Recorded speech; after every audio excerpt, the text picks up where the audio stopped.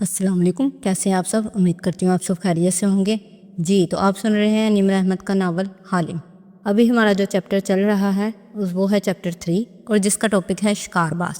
آج ہم اس چیپٹر کا پارٹ 2 سٹارٹ کرنے جا رہے ہیں۔ اگر آپ نے ابھی تک پچھلے چیپٹرز نہیں سنے تو جا کے سن سکتے ہیں، پلے لسٹ کا لنک آپ کو ڈسکرپشن میں مل جائے گا۔ تو چلیے بنا کسی دیر کے سٹارٹ کرتے ہیں۔ حالم کا اونچا بنگلہ بھی سیاہ بادلوں سے ڈھکا ہوا تھا۔ بھلائی منزل کے حال کی شیشے کی دیوار سے وہ نیچے دیکھ رہی تھی جہاں ایک کار کھڑی تھی اور ایک آدمی نکل کے گھنٹی بجا رہا تھا۔ کیا خیال ہے؟ داتن اس کے حکم میں آ کھڑی ہوئی۔ ہم آج رات کا کھانا کون سے تھانے میں کھائیں گے؟ وہ اس باڈی مین کو ساتھ لائے ہیں۔ وہ سنجیدہ سی نیچے نظریں جمائے بولنے لگی۔ ڈرائیور نہ گھڑی کو دیکھ رہا ہے، نہ آگے پیچھے، نہ اسے جلدی ہے، نہ وہ کسی کو چھپا کے ساتھ لایا ہے۔ بار بار گیٹ کی دھات میں اپنا عکس دیکھتا ہے، یعنی اسے بہت ہدایت کے ساتھ خود کو بہترین پوز کرنے کا کہا گیا ہے۔ اپنے کوٹ کی جیب کو بھی تھپتھپاتا ہے، یعنی اندر کچھ ہے، یقیناً دعوت نامہ۔ پھر اطمینان سے داتن کی طرف گھومی۔ ہم نہ صرف محفوظ ہیں بلکہ ہمارا شکار حک بھی ہو چکا ہے۔ چند منٹ بعد دالیا کی ایک جز وقتی ملازمہ ان دو افراد کو اندر لا رہی تھی۔ رملی طائرانہ نگاہوں سے اطراف کا جائزہ لیتا قدم اٹھا رہا تھا، گویا آنکھوں سے ہر شے کی مالیت کا اندازہ کرنا چاہ رہا ہو، جبکہ ایڈم بجھا بجھا مگر سنجیدہ دکھائی دیتا تھا۔ دونوں ڈرائنگ روم کے صوفے پہ بیٹھ گئے تو بٹلر چلا گیا۔ ذرا دیر بعد دروازے پہ آہٹ محسوس ہوئی۔ دونوں بے اختیار اٹھ کھڑے ہوئے۔ وہ سامنے سے چلتی آ رہی تھی، لمبی اسکرٹ بلاؤز میں ملبوس، پیشانی پہ بل لیے، سینے پہ بازو لپیٹے وہ ان کے سامنے آ ٹھہری۔ ناقدرانہ نگاہوں سے دونوں کو دیکھا۔ جی، ماتھے پہ مصروفیت اور اقتحاط سے بڑی شکن تھی۔ ایڈم نے نظر اٹھا کے اسے دیکھا۔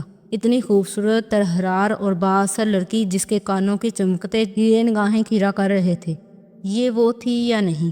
اس کا دل شک میں پڑنے لگا۔ پیچھے دیوار پہ اس کی فوٹو فریم میں تصویر بھی لگی تھی۔ میڈم، کل آپ گیلری سے خفا ہو کر آئی تھی، ہمیں باس نے بھیجا ہے تاکہ آپ کی غلط فہمی دور کی جا سکے۔ یہ؟ تالیہ نے چونک کے ایڈم کی طرف انگلی اٹھائی اور جیسے ذہن پہ زور دیا۔ یہ مسز عزرا کا وہی ملازم ہے نا جس نے کل مجھ پہ فکرے کسے تھے؟ یا اللہ، اور آپ اس کو میرے گھر لے آئے؟ خوبصورت آنکھیں برہمی سے سرخ پڑنے لگیں تو رملی جلدی سے بولا، یہ معذرت کرنے آیا ہے مادام، اس سے غلطی سے ہوا جو بھی ہوا۔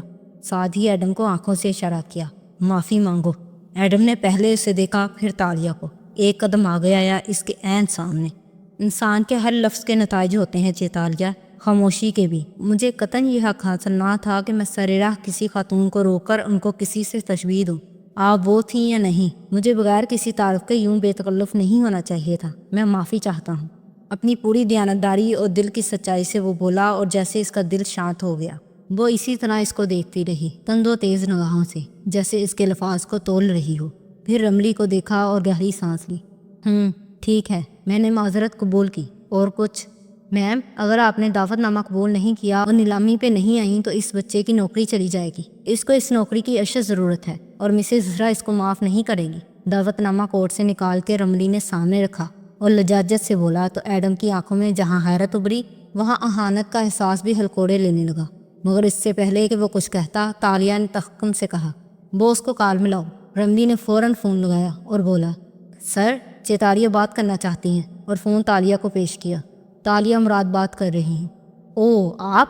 میں مسز عزرا کی توقع کر رہی تھی۔ وہ فون کان سے لگائے حیران ہوئی۔ ایک ہی بات ہے چیتالیہ، وہ شائستگی سے جواباً کہہ رہا تھا۔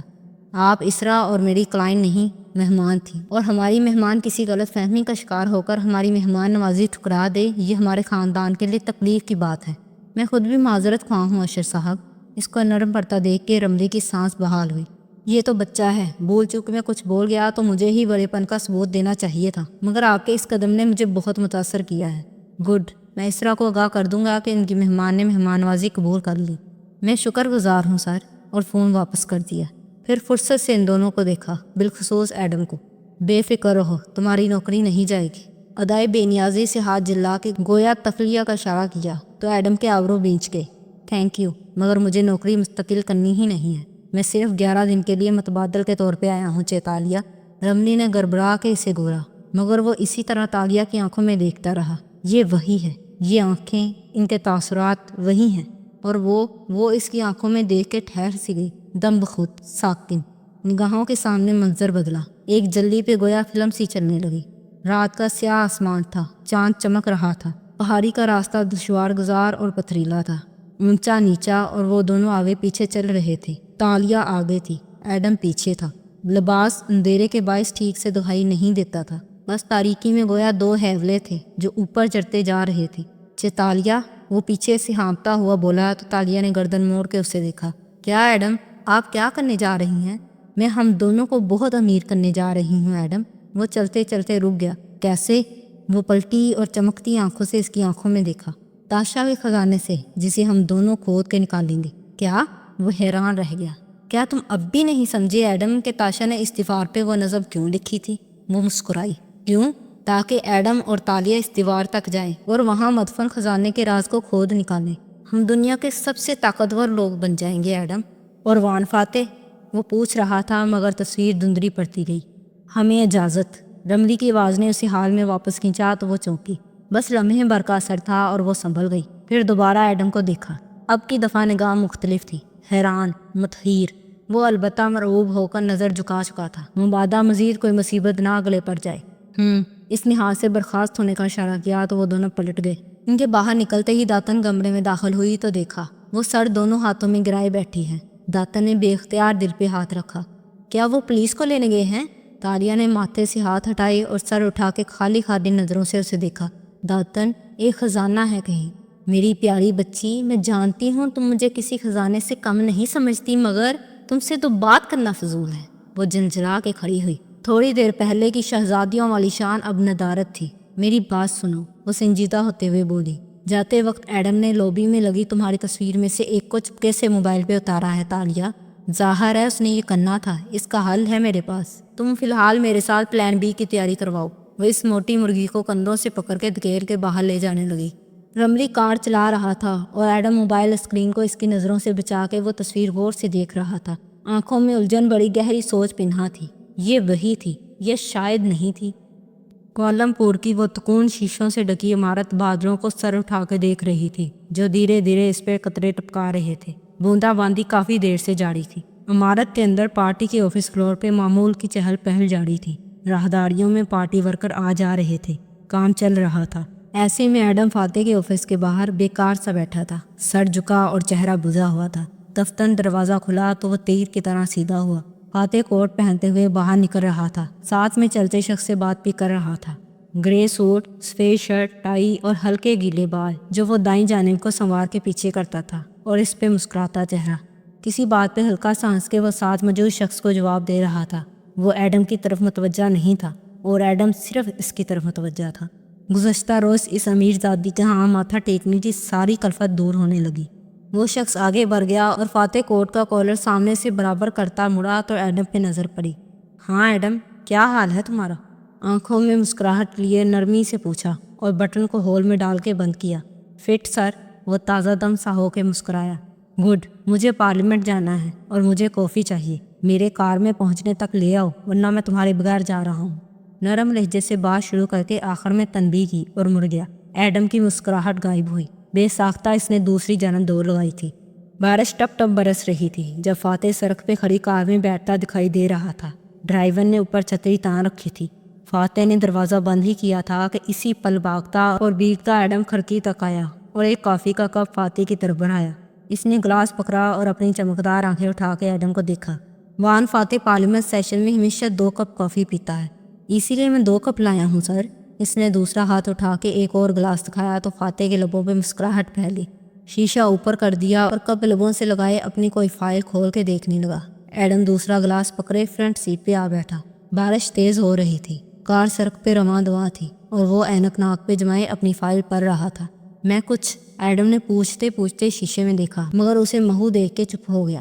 ڈرائیور نے ایک ناگوار نظر ایڈم پہ ڈالی۔ پوچھو ایڈم۔ فاتح نے آخری صفحہ پلٹایا اور فائل بند کر دی، پھر اینک اتار کے کھڑکی سے باہر دیکھنے لگا۔ کیا پھر عبد المطلب کو اللہ نے 10 بیٹے دیے؟ وہ اس دن کے ادھورے قصے کے بارے میں پوچھنے لگا۔ وہ اینک کے ہینڈل کا کونا دانتوں میں دبائے اس کی بات سن کے مسکرایا۔ نظریں کھڑکی کے باہر جمی تھی۔ ایڈم، انسان شدید تکلیف کی حالت میں اللہ سے جب کسی سودے کا وعدہ کر لے تو آزمایا بھی جاتا ہے۔ یہ نہیں ہے کہ اس کی قسمت بدل جاتی ہے، وہ چیز اس کو پہلے بھی ملنی تھی مگر وعدے کے باعث وہ اس کی قوت ارادی کی آزمائش بن جاتی ہے۔ عبد المطلب کی قوت ارادی کیسی تھی؟ میرے اور تمہارے سے بہتر تھی۔ اس وقت ان کا ایک ہی بیٹا تھا، پھر اللہ نے ان کو کئی بیٹے دیے، 10 یا شاید اس سے بھی زیادہ۔ جب وہ جوان ہوئے اور اپنا بہترین ورژن بن گئے تو عبد المطلب نے وعدہ نمانی کا سوچا۔ وہ ہماری طرح اللہ کے لیے کم ترین نہیں دیتے تھے، بہترین دیتے تھے، سو انہوں نے قرعہ ڈالا اور وہ عبداللہ کے نام نکلا۔ ایڈم نے چونک کے گردن موڑی۔ ہمارے رسول اللہ صلی اللہ علیہ وآلہ وسلم کے والد کا؟ ہاں۔ اس نے کھڑکی سے باہر دیکھتے ہوئے گردن اثبات میں ہلائی۔ نظریں دور بھاگتے شہر پہ جمی تھی، مگر عبداللہ کے ماموں وغیرہ آڑے آ گئے اور کہا کہ اس کو قربان نہیں ہونے دیں گے، مگر عبد المطلب وعدے کے سچے تھے۔ ایک آدمی جو اتنے برس ایک وعدے کے ساتھ جیا ہو وہ خائن نہیں ہوتا۔ وہ بولتے بولتے چپ ہو گیا، انگلی سے تھوڑی کو ذرا کھرچا، نظریں باہر سبت تھیں۔ تو کیا انہوں نے عبداللہ کو قربان کر دیا؟ نہیں۔ وہ ایک کانا عورت کے پاس معاملہ لے گئے تو اس نے کہا کہ ایک پرچی پر عبداللہ کا نام لکھو اور دوسری پہ 10 اونٹ، پھر قرعہ نکالو۔ ایسا ہی کیا تو پھر سے عبداللہ کا نام نکلا۔ وہ بولی اونٹ بڑھاتے جاؤ یہاں تک کہ اللہ راضی ہو جائے۔ سو وہ لوگ اونٹوں کی تعداد بڑھاتے گئے، ہر دفعہ عبداللہ کا نام نکلتا، یہاں تک کہ 100 اونٹ کی پرچی ڈالی تو قرعہ اونٹوں کے نام نکلا۔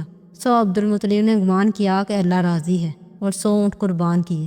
عبداللہ کو بچا لیا گیا اور تب سے آج تک مسلمانوں میں ایک انسان کی دیت 100 اونٹ مقرر ہے۔ تبھی ہمارے رسول اللہ صلی اللہ علیہ وآلہ وسلم خود کو 2 ذبیحوں کی اولاد کہتے تھے، اسماعیل علیہ السلام اور عبداللہ، جن کو ذبح ہونے سے بچا لیا گیا۔ صحیح۔ وہ سر ہلا کے سمجھتے ہوئے بولا تھا، پھر ٹھہرا۔ ونڈو اسکرین کے پار دیکھا جہاں بارش کے قطرے مسلسل گر رہے تھے اور وائپرز روانی سے چل رہے تھے، مگر وعدہ تو پورا نہیں کیا عبد المطلب نے، آخر میں کفارہ ہی دیا۔ پھر اتنے برس کے وعدے کا کیا فائدہ ہوا؟ اللہ تعالیٰ سے انسان فائدے نقصان کے لیے کمٹمنٹ نہیں کرتا، اپنے اور اللہ کے اعتبار کے تعلق کو مضبوط کرنے کے لیے کرتا ہے۔ ہم اللہ سے وعدے کر کے چند دن میں ہی انہیں توڑ دیتے ہیں، مگر تمہیں ایڈم عبد المطلب کو یاد رکھنا چاہیے، جنہوں نے کئی برس اپنے وعدے کو پال پوس کے جوان کیا۔ اگر تم اللہ سے کوئی وعدہ کر لیتے ہو اور مقررہ گھڑی کے قریب آنے پہ تمہارا دل کمزور پڑنے لگ جائے، تب بھی اس وعدے کو نبھانے کی کوشش کیا کرو۔ اللہ کو تم سے کوئی چیز چھین لینا مقصود نہیں ہے، وہ صرف تمہیں کھو دینے کے خوف اور پا لینے کے لالچ سے آزاد کر کے ایک مضبوط انسان بنانا چاہتا ہے۔ ہم اپنے وعدوں کو جتنا زیادہ نبھائیں گے اتنے ہی مضبوط بنیں گے، اور آخر میں اللہ خود ہی کوئی راہ نکال کے ہمیں ہماری محبوب شے لوٹا دے گا۔ عبد المطلب کو مضبوط بننے کے لیے 10 بیٹے چاہیے تھے، لیکن کیا تمہیں نہیں لگتا ایڈم کہ ان کو 10 بیٹوں سے زیادہ ان کے وعدوں نے مضبوط کیا تھا؟ کہہ کے اس نے گلاس لبوں سے لگایا، کافی کا آخری گھونٹ اندر انڈیلا اور گلاس سائڈ بن میں رکھ دیا۔ ایڈم نے جواب دینے کی بجائے دوسرا گلاس اس کی طرف بڑھایا، جسے اس نے تھاما، ہونٹوں تک لے گیا، پھر ذرا اوپر کیا، خوشبو اندر اتاری اور چونک کے فرنٹ سیٹ کی طرف دیکھا۔ یہ میری کافی نہیں ہے، شاید یہ تم اپنے لیے لائے تھے، اور بغیر پیے گلاس آگے بنے سٹینڈ میں اٹکا دیا۔ ایڈم نے سخت شرمندگی سے آنکھیں میچ لیں، اس میں اتنی ہمت نہیں تھی کہ اب اس گلاس کو اٹھاتا۔ فاتح اسی طرح کھڑکی سے باہر دور تک پھیلی عمارتوں کو دیکھتا رہا جو بارش میں بھیگے چلی جا رہی تھی۔ پارلیمنٹ ہاؤس وسیع و ریز اور روشنیوں سے منور تھا۔ دور دور تک ممبران کے ڈیسک اور کرسیاں بچھی تھیں جن پہ ان کی فائلز، مائکس وغیرہ سجے تھے۔ مرکزی چبوترے پہ اونچی کرسی پہ اسمبلی کا اسپیکر بیٹھا تھا اور اینک ناک پہ جمائے نیچے کھڑے تقریر کرتے ممبر کو دیکھ رہا تھا۔ ہال کے اوپر، کافی اوپر بالکونی بنی تھی، وہاں سینما گھروں کی طرح کرسیاں اوپر تک لگی تھی جہاں لوگ بیٹھ کے پارلیمنٹ کی کارروائی دیکھتے تھے۔ عموماً لوگ کرسیوں پہ بیٹھے ہوتے تھے، مگر وہ گیلری میں ریلنگ کے ساتھ کھڑی نیچے دیکھ رہی تھی۔ سنہرے بال فرنچ چوٹی میں گوندے، وہ سیاہ اسکرٹ اور سفید بلاؤز کے اوپر سیاہ منی کوٹ پہنے ہوئے تھی اور سر پہ ترچا کر کے سفید ہیٹ رکھا ہوا تھا۔ سفید گلابی چہرے پہ ہلکی سی مسکراہٹ رقصاں تھی۔ نیچے ممبران معمول کے انداز میں بیٹھے تھے، کچھ آپس میں بات کر رہے تھے، کچھ اپنے لیپ ٹاپس پہ ٹائپ کر رہے تھے اور زیادہ تر تقریر کرتے فاتح کو سن رہے تھے۔ تالیہ یہاں سے اس کی پشت دیکھ سکتی تھی۔ وہ اپنی جگہ پہ کھڑا اسپیکر کی طرف رخ کیے بات جاری رکھے ہوئے تھا۔ مجھے آج افسوس سے کہنا پڑ رہا ہے کہ ملے پارلیمنٹ نے میرا ایجوکیشن بل نامنظور کر دیا ہے۔ توان اسپیکر، ہم اس بل کے ذریعے تعلیمی شعبے میں وہ اصلاحات متعارف کروانا چاہتے تھے جو… تالیہ بور سی ہو کے ادھر ادھر دیکھنے لگی۔ قانون سازی کی خشک باتوں سے اسے دلچسپی نہ تھی، وہ دوسرے مقصد کے لیے آئی تھی۔ گردن آگے پیچھے گھمائی تو ٹھہری۔ فاصلے پہ ایڈم کھڑا تھا، توجہ سے تقریر کرتے وان فاتح کا ایک ایک لفظ سنتا ہوا۔ وہ بور نہیں ہو رہا تھا، وہ نامحسوس طریقے سے اس کے ساتھ جا کھڑی ہوئی۔ جانے کس احساس کے تحت ایڈم نے یوں ہی گردن موڑی تو اسے دیکھ کے چونکا۔ آپ یہاں؟ تالیہ چونکی، پھر اسے دیکھ کے مشکوک نظر آنے لگی۔ تم میرا پیچھا تو نہیں کر رہے اور بعد میں اس لیے بھی معافی مانگ لو گے؟ نہیں نہیں، وہ شرمندگی سے وضاحت کرنے لگا، میں تو وان فاتح کے ساتھ آیا ہوں۔ وہ کروفرڈ سے ہنکارا بھر کے کرتن واپس موڑ گئی اور سنجیدگی سے نیچے دیکھنے لگی۔ البتہ ایڈم کا دھیان بڑھ چکا تھا۔ آپ یہاں کیسے؟ اشر صاحب کہاں ہیں؟ وہ نیچے دیکھتے ہوئے خشکی سے بولی۔ وہ نیچے بیٹھے ہیں وان فاتح کے پیچھے۔ کیا آپ ان سے ملنا چاہتی ہیں؟ اس نے بے چینی سے گھڑی دیکھی۔ ابھی لنچ بریک ہوگی تو میں آپ کو ان کے پاس لے جاؤں گا، وہ اسی راستے سے باہر نکلیں گے۔ وہ اشارہ کر کے سمجھانے لگا، پھر ایک غیر آرامدہ نظر اس پہ ڈالی۔ آپ نیندامی پہ آئیں گی نا؟ اسے دیکھ کے اندیشہ سا ہوا کہ پھر کوئی گڑبڑ نہ کر دے۔ ظاہر ہے بچے، میں نے کل کہا تھا نا میں نے تمہیں معاف کیا، مگر میں نے آپ کو بدصورت نہیں کہا تھا۔ پلیز مجھے وضاحت کرنے دیں۔ میں نے آپ کی شکل کی ایک لڑکی دیکھی تھی کسی کے گھر، میں سمجھا وہ آپ ہیں۔ تالیہ پوری اس کی طرف گھومی اور اس کی آنکھوں میں آنکھیں ڈالی۔ تو کیا وہ میں ہوں؟ ایڈم اس کی نظروں کی تاب نہ لا سکا، بس ایک نظر انہیں دیکھا اور شک و شبہ رفع ہونے لگا۔ یہ وہ نہیں تھی۔ اس نوکرانی کی تو شکل بھی اب اسے بولتی جا رہی تھی۔ نہیں، مجھے غلط فہمی ہوئی تھی، سوری۔ سچائی سے اس نے نظریں جھکا کے اعتراف کیا۔ دلچسپ بات یہ ہے جناب اسپیکر کہ اس وقت اسمبلی میں آدھے سے زیادہ لوگ میری بات کو غیر اہم جان کے صرف لنچ بریک کا انتظار کر رہے ہیں، باقی آدھے سو رہے ہیں۔ اس نے ایک دم تقریر کا کاغذ ڈیسک پہ پٹکا اور اونچی آواز میں بولا تو وہ دونوں چونک کے متوجہ ہوئے۔ حال میں چلتی سرگوشیوں میں کمی آئی، سناٹا چھانے لگا۔ وان فاتح اپنی جگہ پہ کھڑا اسپیکر کو دیکھ کے دبے دبے غصے سے بول رہا تھا۔ گرے سوٹ اور دائیں طرف کو پیچھے کر کے جمائے بالوں کے برعکس اس کی آواز آج قابو میں نہیں لگ رہی تھی، کیونکہ ان کو تعلیم کی باتیں بورنگ لگتی ہیں، کیونکہ ان باتوں کا رزلٹ اگلے الیکشن تک نہیں ملتا، مگر اونچی عمارتوں اور لمبی سڑکوں کا مل جاتا ہے۔ شہر میں نئے پھول لگانے اور نئے پارک بنانے کا بھی مل جاتا ہے۔ سیاستدان ہمیشہ اگلے الیکشن کا سوچتا ہے، مگر لیڈر اگلی نسل کا سوچا کرتا ہے سر۔ وان فاتح یہ بل اس لیے پاس کروانا چاہتا ہے کیونکہ وان فاتح اس وقت کا بھی سوچ رہا تھا جب وہ خود مر چکا ہوگا، مگر ملیشیا کے بچے آج سے زیادہ مشکل حالات میں ہوں گے۔ اس نے بلند آواز میں کہتے ہوئے جھک کے ڈیسک دو دوہا بجایا تو سارے میں گہری خاموشی چھائی۔ اشرف خاموشی سے پیچھے بیٹھا سن رہا تھا۔ ٹھیک ہے، میں وزیر اعظم صاحبہ کی پارٹی میں سے نہیں ہوں۔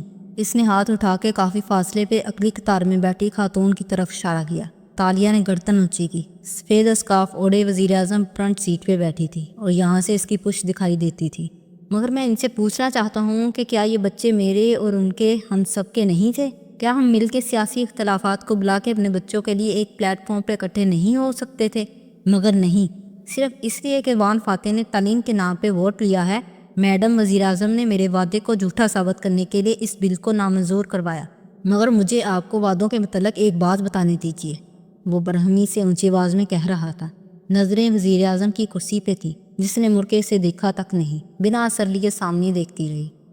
چونکہ وزیر اعظم صاحبہ کو وعدے پورے کرنے کی عادت نہیں ہے اور وہ ہمیشہ لینے پہ یقین رکھتی ہیں، دینے پہ نہیں، اس لیے وہ اس بات سے ناواقف ہیں کہ کچھ لوگ اپنے وعدوں کی پاسداری کے لیے اپنی قیمتی عطا کو بھی ذبح کر دیتے ہیں۔ اور آپ کے لیے بڑی خبر یہ ہے کہ وان فاتح ایسے ہی لوگوں میں سے ایک ہے۔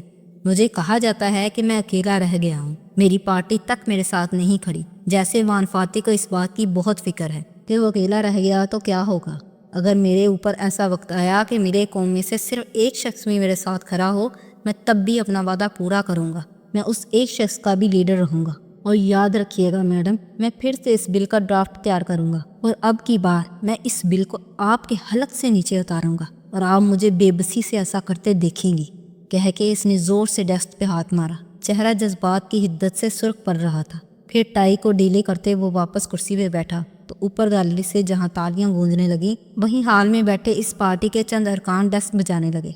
اسمبلی میں بیٹھ کے ڈیسک بجانے کا مطلب تعریف اور کھڑے ہو کے بجانے کا مطلب احتجاج ہوتا ہے۔ حکومتی ارکان البتہ خاموش بیٹھے رہے اور وہ دونوں بھی اوپر بالکل خاموش سے کھڑے تھے۔ ایڈم گم سا تھا اور وہ یک ٹک اس آدمی کو دیکھ رہی تھی جو اب ٹیک لگا کے ٹانگ پہ ٹانگ جمائے کرسی پہ بیٹھ چکا تھا۔ قریب بیٹھے افراد نے آگے پیچھے سے ہاتھ بڑھا کے اس کا کندھا تھپتھپایا تھا۔ کسی نے پانی کی بوتل آگے بڑھائی جو اس نے تھام کے لبوں سے لگا لی۔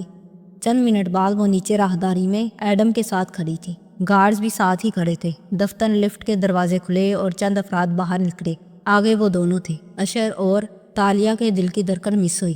وان فاتح، وہ اب قطعی غصے میں نہیں لگ رہا تھا، مسکرا کے اشر کی بات سن رہا تھا جو خوشگوار انداز میں اس کے قریب جھکے کچھ کہہ رہا تھا کہ اس کی نظر تالیہ پہ پڑی۔ آنکھوں میں حیرت اتری۔ اس نے ہلکے سے فاتح کی کوہنی کو چھو کے کچھ کہا تو فاتح نے نظر اٹھا کے اس طرف دیکھا، پھر وہ دونوں چند قدم آگے آئے۔ تالیہ کو لمحے بھر کے لیے اپنا سارا اعتماد ہوا ہوتا محسوس ہوا۔ بے اختیار نظریں فاتح پہ جمی تھی۔ تالیہ آپ یہاں؟ اشر نے کہتے ہوئے ایڈم کو دیکھا تو ذرا سا چونکا۔ کیا وہ بات ختم نہیں ہوئی؟ مجھے شرمندہ مت کریں اشر صاحب۔ پھر فاتح کو دیکھ کے ادب سے سر کو خم دیا۔ وان فاتح؟ اس نے جواباً دھیمی مسکراہٹ کے ساتھ سر کو جنبش دی اور کلائی کی گھڑی دیکھی۔ اسے جانا تھا۔ اس کے اجلت بھرے انداز نے تالیہ کو بے چین کیا۔ جلدی سے بولی، میں اشر صاحب سے بات کرنے آئی تھی، مگر آپ کی تقریر بہت اچھی تھی۔ میں ایک ایک لفظ سے اتفاق کرتی ہوں، لیکن وہ ٹھہری تو فاتح جو غالباً آگے بڑھنا چاہتا تھا رک کے اسے دیکھنے لگا۔ آبرو اکٹھے ہوئے۔ لیکن میں نہیں مان سکتی کہ کبھی آپ پہ ایسا وقت آ سکتا ہے کہ آپ کے ساتھ ملے قوم میں سے سوائے ایک کے کوئی نہ کھڑا ہو، لیکن اگر کبھی ایسا وقت آیا تو میں اپنی پوری سچائی سے کہتی ہوں کہ میں وہ ایک شخص ضرور رہوں گی۔ میں بھی، ایڈم نے زیر لب کہا تھا۔ Thank you تاشا۔ وہ تکلفاً مسکرایا جیسے اسے اس بات سے فرق نہ پڑا ہو۔ وہ ان باتوں کا عادی تھا۔ تالیہ، ان کا نام تالیہ ہے۔ اشر نے کھنکار کے تصحیح کی، پھر ایک گہری نظر تالیہ پہ ڈالی۔ وہ گرد و پیش سے بے نیاز فاتح کو دیکھے جا رہی تھی۔ اشر کی پیشانی پہ ہلکی سی شکن ابھری۔ صحیح صحیح تالیہ، اس نے پیشانی چھوئی۔ میری بیوی شکر ہے یہاں نہیں ہے، ورنہ اس کو خفا ہونے کے لیے ایک اور وجہ مل جاتی۔ وہ جرجری لے کر ہلکا سا ہنسا، پھر گھڑی دیکھی اور اشر کی طرف متوجہ ہوا۔ میں کار میں تمہارا انتظار کر رہا ہوں، مجھے ایک بات کرنی تھی۔ وہ جلدی سے بولی مگر وہ نہیں رکا اور آگے بڑھ گیا۔ اس کے گارڈز اور ایڈم اس کے ساتھ ہو لیے۔ تالیہ کی رنگت بجھی تو اشر مسکرا کے آگے ہوا اور حوصلہ افزا انداز میں کہا، ابنگ کو دل رکھنے کی عادت نہیں ہے، وہ ہماری دنیا کے انسان نہیں ہیں، مگر آپ کہیے، میں سن رہا ہوں۔ مگر تالیہ کا چہرہ بجھا ہوا دکھائی دیتا تھا۔ میں غائل غزال میں انٹرسٹڈ ہوں، اور میں صرف یہ چاہتی تھی کہ مسز سرا سے ذاتی طور پہ مل لوں۔ گیلری سے ہٹ کے مگر ایک اداس نظر اس طرف ڈالی جہاں وہ اپنے گارڈز کے ساتھ جاتا دکھائی دیا تھا۔ شاید مسز فاتح یوں ہر ایک سے نہیں مل لیتی، وہ جیسے ہرٹ ہوئی تھی۔ وہ ہر ایک سے واقعی نہیں مل لیتی، لیکن میرا نہیں خیال کہ وہ آپ کو ہر ایک کی کیٹیگری میں رکھتی ہیں۔ وہ چونک کے اشر کو دیکھنے لگی، آنکھوں میں امید جاگی۔ کیا یہ ممکن ہے؟ جی یہ ممکن ہے۔ آج رات آپ میرے اور اسرا کے ساتھ ان کے گھر ڈنر کیجیے گا، وہیں آپ پینٹنگ کی بات کر لیجیے گا۔ آپ یقیناً یہ چاہتی ہیں کہ کاکا اس کو نیلامی پہ نہ رکھیں؟ آبرو اٹھا کے سوال کیا گویا اس کا چہرہ پڑ رہا ہو۔ دونوں ابھی تک راہداری میں آمنے سامنے کھڑے تھے۔ جی، نیلامی پہ مجھے ڈر ہے کہ وہ میرے ہاتھ سے نہ نکل جائے۔ میں زیادہ قیمت دے کر بھی اس کو اپنے لیے پہلے سے بک کرنا چاہتی ہوں۔ مسز اسرا واقعی میری بات رک کے سنیں گی نا؟ وہ آج سے بولی جیسے ابھی بھی خوفزدہ ہو کہ اشر اپنا ذہن بدل لے گا۔ کاکا بنگ جیسی نہیں ہے چتالیہ، وہ آپ سے مل کے بہت خوش ہوں گی۔ ہاں، لیکن میں یہ وعدہ نہیں کر سکتا کہ وہ پینٹنگ نیلامی سے نکالنے پر راضی ہو جائیں گی۔ اس بات پہ وہ مسکرائی۔ اور اگر میں کوئی ایسی سفارش لے آؤں جس کو وہ رد نہ کر سکیں تو؟ اشر ہلکا سا چونکے سے دیکھنے لگا، پھر مسکرایا۔ آپ سفارش لائیں، ہم دیکھ لیں گے، مجھے اجازت۔ تالیہ نے مسکرا کے سر ہلایا اور ایک طرف ہٹ گئی۔ وہ آگے بڑھا تو اس کے منتظر گارڈز بھی ساتھ چلتے گئے۔ تو اس نے تمہیں گھر بلایا ڈنر پہ؟ کار میں بیٹھتے ہی داتن نے چھوٹتے ہی پوچھا۔ تالیہ اطمینان سے بیٹھی اور دروازہ بند کر کے سیٹ بیلٹ پہننے لگی۔ کیسے نہ بلاتا، مجھے پتا تھا وان فاتح نے مجھے گھاس نہیں ڈالنی۔ اور اشر ٹھہرا خوش اخلاق، مجھے ہرٹ دے کے مداوع کرتے ہوئے ڈنر پہ بلا لے گا، سب پلان کے مطابق ہو رہا ہے۔ ہیٹ اتار کے اس نے پچھلی سیٹ پہ ڈالا۔ کل دعوت نامہ بھی اشر نے بھیجا تھا، اب یہ دعوت بھی اشر نے کر ڈالی۔ یہ تمہیں اتنی دلچسپی کیوں لے رہا ہے؟ داتن کار اسٹارٹ کرتے ہوئے تھوڑی کھٹکی تھی۔ کیونکہ میں اس کی بہن کے کاروبار کے لیے منافع بخش ثابت ہو سکتی ہوں۔ اشر جیسے سیاستدانوں کو گلیمرس بیوی کی تلاش ہوتی ہے جس کی وجہ سے وہ مزید پاپولر ہو جائیں۔ اسے لڑکیوں کی کیا کمی ہے داتن؟ وہ صرف اپنی بہن کے لیے کر رہا ہے یہ۔ وہ شانے اچکا کے بے نیازی سے بولی تو داتن خاموش ہو گئی۔ فاتح مجھے تاشا کہتا ہے۔ یہ تاشا کون ہے؟ وہ کھڑکی سے باہر دیکھ کے سوچ میں ڈوبی بولی تھی۔ تمہارے پاس ایک شناختی کارڈ ساشا کے نام کا ہے نا؟ اوہو، کتنی دفعہ بتاؤں موٹی مرغی، اس نے ساشا نہیں کہا، تاشا کہا ہے۔ میں نے اس دن ایک ویژن دیکھا تھا کہ ایڈم اور میں کسی تاشا کے خزانے کو تلاش کر رہے ہیں۔ کوئی خزانہ ہے داتن، اور کوئی تاشا کی نظم جس سے مجھے وہ خزانہ ڈھونڈنا ہے۔ تو پھر انتظار کرو، تمہارے خواب تمہیں راستہ دکھا ہی دیں گے۔ فی الحال ڈنر کا سوچو۔ رائٹ۔ وہ سر جھٹک کے سیدھی ہوئی اور گہری سانس اندر اتاری۔ ہمارے پاس آج رات تک کا وقت ہے۔ ڈنر پہ مجھے اسرا کے سامنے نقلی پینٹنگ کی اصلیت کھولنی ہے اور اس شخص کا پردہ بھی چاک کرنا ہے جو اسرا کو دھوکہ دے رہا ہے۔ وہ کون ہے جس کو ہم نے شام سے پہلے ڈھونڈنا ہے؟ یہاں سے رائٹ لے لو، ہمیں ابھی گیلری کی طرف جانا ہے، وقت نہیں ہے۔ وہ سنجیدگی سے بولی اور ساتھ میں چھوٹا آئینہ نکال کے چہرے کے سامنے کیے لپسٹک گہری کرنے لگی۔ واپس پارلیمنٹ ہاؤس کے باہر آؤ تو پارکنگ میں کار کھڑی تھی اور دروازہ کھلا تھا۔ اندر بیٹھا فاتح موبائل پہ میل چیک کر رہا تھا۔ وہ غالباً اشر کا انتظار بھی۔ اشر پارکنگ کے سرے پہ کھڑا ریملی کی بات توجہ سے سن رہا تھا۔ تمام معلومات اکٹھی کی ہیں، وہ واقعی اتنی ہی امیر ہے جتنی نظر آتی ہے، وہ دبے دبے جوش سے بتا رہا تھا۔ چند معروف کمپنیز میں اس کے شیئرز ہیں۔ باپ عرصہ ہوا مر کھپ گیا تھا، تب سے ساری دولت کی بلا شرکت گہرے مالک رہی ہے۔ کئی سال امریکہ میں رہی، وہیں پلی بڑھی۔ 3 سال ہوئے KL ہے، پارٹیز اور آرٹ کی خدمت، بس یہی کام کرتی ہے۔ ریکارڈ بالکل صاف ہے، ایک چلان تک نہیں ہوا آج تک۔ پھر وہ ٹھہرا۔ اشر جو مسکرا کے سن رہا تھا اس کے بخیر پہ قدرے بدمزہ ہوا۔ تمہاری ٹون سے لگتا ہے تم مگر کہنے والے ہو۔ نہیں سوری سر، مگر میں یہ سوچ رہا تھا کہ جس کا بھی بیک گراؤنڈ ڈیٹا اکٹھا کروں اس کے دامن کا کوئی نہ کوئی دبا ضرور مل جاتا ہے۔ ایک پارکنگ ٹکٹ ہی صحیح، ڈرنک ڈرائیونگ کا ایک ایکسیڈنٹ ہی صحیح، مگر یہ لڑکی بالکل صاف ہے، کچھ زیادہ ہی صاف ہے۔ بہت سے لوگ صاف ہوتے ہیں رملی، بیکار کی باتیں نہ سوچا کرو۔ وقت آ کے بولا اور کار کی طرف بڑھ گیا۔ اندر بیٹھے ہی وہ قدرے ترشتی صفاتے سے مخاطب ہوا تھا۔ وہ کاکا کے لیے بہت منافع بخش ڈونر ثابت ہو سکتی ہے۔ بھائی آپ کو اس کو تھوڑا سا وقت دینا چاہیے تھا۔ وہ جو اینک ناک پہ جمائے موبائل دیکھ رہا تھا اسی طرح سر جھکائے بولا، کاکا کا بہانہ نہ کرو ایش، تمہیں وہ لڑکی پسند آ گئی ہے، اس لیے تم اس پہ جتنا چاہے وقت ضائع کرو، میں تمہیں کچھ نہیں کہوں گا۔ اشر نے فوراً سامنے بیٹھے ڈرائیور اور ایڈم کو دیکھا اور پھر برہم سی خاموشی سے کھڑکی سے باہر دیکھنے لگا۔ کوالمپور کی وہ چوڑی سڑک درختوں سے گری تھی۔ دونوں اطراف میں 2-3 منزلہ اونچی لکڑی کی عمارتیں بنی تھی۔ کسی زمانے میں یہ گھر تھے، مگر اب ان کو تراش خراش کے بعد آرٹ گیلریز، ریسٹورنٹس اور ڈیزائن شاپس میں ڈال دیا گیا تھا۔ سرسبز درختوں کے پس منظر میں بوڑھی لکڑی کی اونچی شاپس بہت بلی معلوم ہوتی تھی۔ اس طرح کی آرٹ گیلری بھی ان کے وسط میں کھڑی تھی۔ گیلری کے بالکل سامنے سڑک پہ ایک پولیس کار آ رکی۔ دروازے کھلے اور اندر سے وہ دونوں باہر نکلی۔ تالیہ نے فرانسیسی جوڑا بنا کے سن گلاسز پہن رکھی تھی، ہونٹوں پہ بوڑھی لپسٹک لگائے، سیاہ کوٹ پہنے وہ سخت گیر سی آفیسر معلوم ہوتی تھی، جبکہ داتن پولیس کے یونیفارم میں ملبوس تھی۔ تالیہ تماس سے آگے چلتی ماتھے پہ بل ڈالے گیلری کے مقابل شو میں داخل ہوئی، جو ایک کپڑوں کا بوتیک تھا۔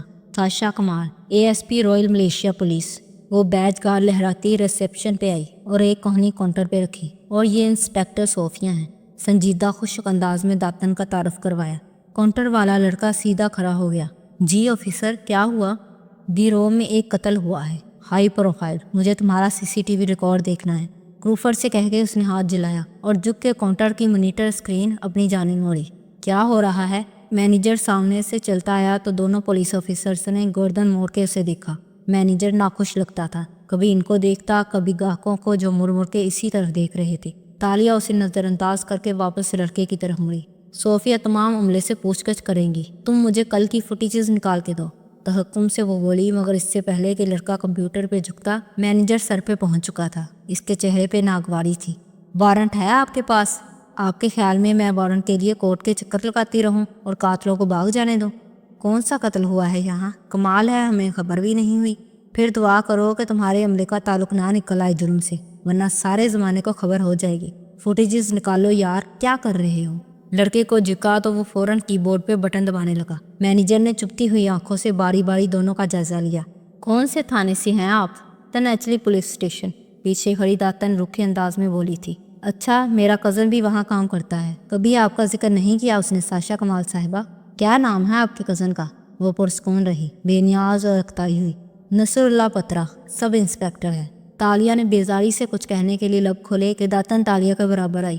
نصر اللہ پترا تو 2 سال پہلے کار ایکسیڈنٹ میں فوت نہیں ہو چکا؟ اس کی روح نے آ کر اگر تمہیں میڈم کے بارے میں خبر نہیں دی تو ہم کیا کر سکتے ہیں؟ سیاہ موٹی عورت اسے گور کے چبا چبا کے کہتی 2-3 قدم مزید قریب آئی تو مینیجر کے تاثرات بدلے، وہ پیچھے ہٹا۔ اگر تم جیسے میساگنسٹ مرد عورتوں کو وردی میں برداشت نہیں کر سکتے اور چاہتے ہو کہ ہمارے تھانے فون کرو تو ملاؤ فون۔ اچھا ہے آج سارا دن پولیس کی گاڑیاں تمہارے اسٹور کے باہر کھڑی رہی تاکہ گاہک ادھر آنے کی زحمت نہ کرے۔ موٹی ایک حرف تبش سے ادا کرتی گورتے ہوئے آگے آ رہی تھی اور مینیجر پیچھے ہٹ رہا تھا۔ اس کے چہرے کی کلفت اور شک سب ظاہر ہو چکا تھا۔ اب ہم تھانے سے کسی مرد آفیسر کو بلا کے لائیں گے یا تم لوگوں نے تعاون کرنا ہے؟ تالیہ برہمی سے بولی۔ ویڈیو دکھاؤ ان کو، جو بھی انہیں دیکھنا ہے۔ شاباش دکھاؤ۔ وہ لڑکی کی طرف گھوما تو وہ یس سر کہتا جلدی جلدی مطلوبہ فوٹیج نکالنے لگا۔ तालिया ने बर वक्त मुस्कुराहट दबाए फ्लैश ड्राइव इसकी तरफ बढ़ाई। बाहर पुलिस कार में बैठते साथ ही वो दातन की तरफ घूमी थी। तुम्हें कैसे पता कि इसका कज़न मर चुका है? दातन ने जवाब में शाहाना बेनियाजी से कंधे झुकाए। मैं किरदार में खुद को अच्छे से डालती हूँ तालिया। जिस थाने की ऑफिसर का रोल कर रही हूँ, इसके 20 साल का रिकॉर्ड मेरे जरखेज जहन में महफूज होता है। एक एक शख्स का नाम, एक एक केस का नंबर। वाओ दातन, वो बेहद मुतासर होकर बोली। मैं कितनी इम्प्रेस्ड हूँ तुम सोच नहीं सकती। इतनी ज़हीन और बाकमाल गिरफ्त का साथ मेरे लिए कितने फ़ख्र की बात है। काश मैं भी तुम जितनी ज़हीन होती। आखिर में अफसोस से बोली तो दातन के स्याह गालों में सुर्खी घुली। वो शर्माने के साथ हैरान भी हुई। सच? हरगिज़ नहीं, वो चटक के बोली, क्योंकि मुझे अच्छी तरह मालूम है कि तुम जब भी पुलिस वाली का रोल करती हो तो कान में लगे इस आले से इसके कान से टुकड़ा खींच निकाला। हर वक्त अपनी पुलिस वाली दोस्त से ऑनलाइन राब्ते में रहती हो ताकि इधर कोई किसी का नाम ले, उधर तुम्हारी दोस्त तुम्हें कान में खबर कर दे। आला इसकी मुट्ठी में पटका, लेकिन दातन ज़रा भी शर्मिंदा ना हुई। ये भी आर्ट की ही एक किस्म है और उसे शॉर्टकट कहते हैं। दातन ने अफसोस से उसे देखा और कार स्टार्ट की। दिल दुखाने वालों का क़यामत के दिन अलग से हिसाब होगा तालिया।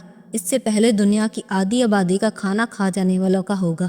संजीदगी से कहते हुए उसने लैपटॉप खोला और फ्लैश इसमें लगाई। स्क्रीन ज़रा सीधी की और गर्दन झुका के गौर से देखा।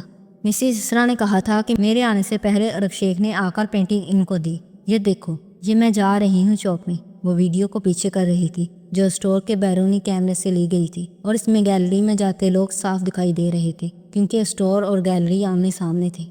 ओह, ये है वो अरब शेख जिसने मिसेस इसरा को पेंटिंग दी। इसके गार्ड्स पेंटिंग का बॉक्स उठा के अंदर ले जा रहे हैं। इसे पहचानती हो? इसने स्क्रीन का रुख दातन की तरफ मोड़ा। इसने ड्राइव करते हुए एक नज़र डाली। नहीं, कौन है ये? ये नौफल है, शेख जासम का मुलाजिम जिससे हमने पेंटिंग चुराई थी। मगर यहाँ तो ये बड़े अच्छे कपड़े जूते पहन के आया है, डिज़ाइनर ग्लासेस। ओह, शेख बनने की अदाकारी कर रहा है। तुम्हें उसकी अभी तक शक्ल याद है? जवाब में तालिया ने एक सुलगती नज़र इस पर डाली। बदकिस्मती से मेरा जरखेज दिमाग 20 साल पहले थाने का रिकॉर्ड तो अपने अंदर महफूज नहीं रखता, मगर 1.5 साल पहले चोरी की गई पेंटिंग से मुताल्लिक़ा घर की तमाम मालूमात याद है मुझे। ये नौफल ही है, इसकी पूरी छानबीन की थी हमने। यानी इसने शेख बन के पेंटिंग मुफ्त में दी है, अतिये के तौर पे। अगर पैसे कमाना मकसद नहीं है तो फिर क्या? दुश्मनी, क्योंकि जब नीलामी पे इसरा ये पेंटिंग बेचेंगी और वहाँ ख़रीदार ने माहरीन को बुला के इसे चेक करवाया और मीडिया के सामने ये बात खुली कि पेंटिंग नकली है, तो इसरा मुश्किल में पड़ जाएगी। पिछले 10 साल से बेची एक एक पेंटिंग का एडिट होगा। मुकदमे, स्कैंडल। तो हम इनकी मदद क्यों कर रहे हैं? इनका मामला है, हमारा इससे क्या लेना देना? मैं मान फाते को इस तरह हट होते नहीं देख सकती, बस मैं नहीं देख सकती। इसने स्क्रीन आहिस्ता से फोल्ड की। ये जो कोई भी है, इसका मकसद मान फाते से दुश्मनी निकालना है, ना कि इसरा से। दातन ने ड्राइव करते एक गहरी नज़र इस पे डाली। वो सियासतदान है और वो भी शादीशुदा, 2 बच्चों का बाप। तुम्हें इसकी फ़िक्र नहीं करनी चाहिए तालिया। सियासतदान बहुत रुलाते हैं अच्छे दिल की लड़कियों को। 3, उसके 3 बच्चे थे। वो बाहर देख रही थी, आंखों में किटकियाँ सी चुभने लगी थी। क्या वाकई मुझे उससे मोहब्बत होने लगी है? खैर, आज रात तुम क्या करोगी? मैं? इसने आंखें रगड़ी और विंडो स्क्रीन के पार देखते हुए मुस्कुराई, जहां बारिश के बाद अब सूरज झांकने लगा था। मैं आज डिनर टेबल पे वान फाते को बताऊंगी कि मेरा टैलेंट क्या है। एक अज़म इन चमकदार आंखों में जलमलाने लगा था। आंसू खामोश हो गए थे। शहर के दूसरे हिस्से में वान फाते की कार एक इमारत के सामने रुकी तो अशर, जो इस गुफ्तगू के बाद से अब तक खामोश ही था, निकलने से पहले अचटते अंदाज में से देख के बोला, आप अंदर नहीं चलेंगे? इरादा बदल दिया है, ऑफिस जाऊंगा। वह सर झुकाए अभी तक मोबाइल देख रहा था। शायद आप इस गैदरिंग को इसलिए अवॉइड कर रहे हैं क्योंकि यहाँ सब आपसे इस्तीफे की बाबत सवाल करेंगे। मेरा ख्याल है अबंग, अब वो वक्त आ ही गया है जब आप अपने इस्तीफे का ऐलान बहादुरी के साथ कर ही डालें। इसके लहजे में बरहमी और खफगी का अंसर नुमाया था। फातेह ने नज़र तक नहीं उठाई और वो कार से निकल गया। उस्मान, इसने बिलाखर सर उठा के ड्राइव करते पॉलिटिकल सेक्रेटरी को देखा। दी सन की हदा के साथ शाम का इंटरव्यू का वक्त रखो, वो काफ़ी दिन से कह रही थी। ओके सर, मगर दी सन तो हमारा मुखालिफ अखबार है, वो तज़ब्ज़ब सा बोला। मलेशिया में आधे अखबारात हुकूमत और आधे अपोजिशन की सियासी जमातों के होते हैं। एक का सच जानिबदार होता है तो एक का झूठ।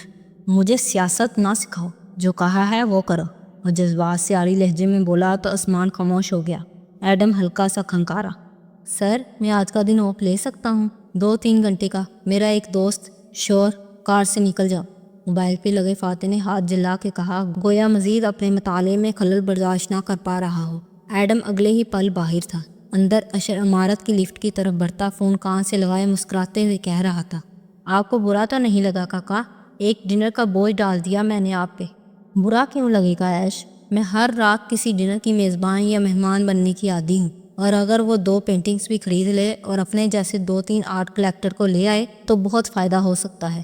وہ حساب کتاب کر کے کہہ رہی تھی، اور میں جانتی ہوں کہ تم اس میں دلچسپی لے رہے ہو، اس لیے مجھے بھی اب اس میں دلچسپی محسوس ہونے لگی ہے۔ اچھا اتنا شور کیوں ہے آپ کے پیچھے؟ وہ مسکراہٹ دبا کے بولا تھا، چیریٹی ایونٹ پہ آئی ہوئی ہوں، ایک یتیم خانے میں، شام کو وقت پہ پہنچ جانا۔ اچھا، فاتح سے تو مجھے کوئی امید نہیں ہے، مگر اسے بھی آنے پہ مجبور کرنا۔ اسرا نے فون رکھا اور مسکرا کے پیچھے کھڑے لوگوں کی طرف متوجہ ہوئی جو اسی کا انتظار کر رہے تھے۔ وہ ملے طرز کی لمبی قمیض اور اسکرٹ کے اوپر دوپٹہ سر پہ لیے ہوئے تھی۔ ایک اونچی عمارت کے دلان میں وہ کھڑی تھی، سامنے سیڑھیاں تھی جہاں سے ان کو اوپر جانا تھا۔ اس طرف ساتھ چلتے افراد آگے بڑھے تو وہ مسکرا کے ان کی بات سنتی ننگے پیر زینے چلنے لگی۔ دائیں بائیں منتظمین تھی، چند مرد اور خواتین جو اسے وقفے وقفے سے ایونٹ کے بارے میں آگاہ کر رہے تھے۔ فوٹوگرافرز بھی ساتھ ہی اوپر چل رہے تھے۔ وہ اوپری زینے پہ آئی ہی تھی کہ جانے کس طرف سے ایک بچہ بھاگتا ہوا اس کی طرف آیا۔ اس کی رنگت سیاہ اور آنکھیں نیلی تھی۔ اسرا نے اسے نہیں دیکھا۔ وہ مسکرا کے منتظم کی بات سن رہی تھی کہ اس بچے نے اس کا ہاتھ سختی سے پکڑا۔ وہ چونکی، مگر پھر مسکرا کے ذرا سا جھکی تاکہ آہستہ سے اپنا ہاتھ نکال لے۔ دھیان رکھنا، خبردار رہنا۔